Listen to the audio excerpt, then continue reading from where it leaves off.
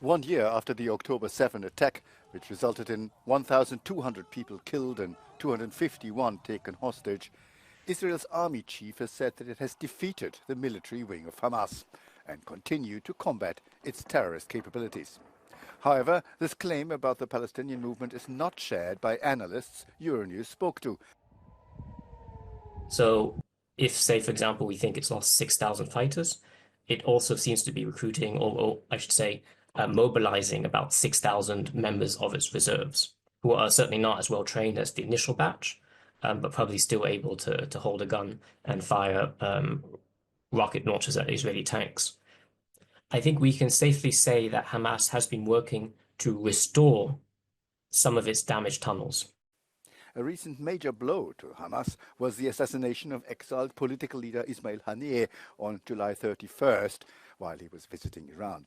Hamas then chose Yahya Sinwar, who masterminded the October 7 attacks, as his successor. Decisions are taken by consensus in the Shura Council.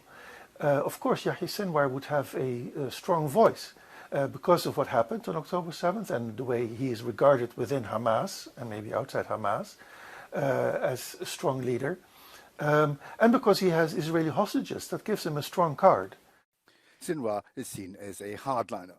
The US and the EU consider Hamas a terrorist group, but the movement remains crucial to negotiating a ceasefire. Some Western countries could play a bigger mediating role, our analyst suggests. Countries like Norway, Switzerland can have talks with Hamas because they do not give them the political label of a terrorist organization. It's a political decision. And so the absence of channels, direct channels, is a problem because Hamas is, of course, a movement that fights the military occupation with violence. For a political solution of the conflict, the Palestinian Authority remains the main interlocutor. But even if Hamas is unlikely to govern Gaza, as it has done since 2007, analysts suggest it will still need to be included somehow. Let's be clear, Hamas is going nowhere, even having suffered as it has.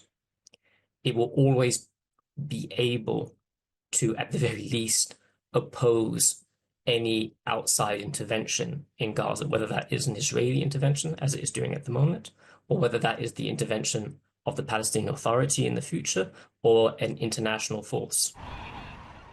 According to sources close to him, new Hamas leader Yahya Sinwar has no regrets over the October 7 attacks and wants to create a Palestinian state by armed struggle.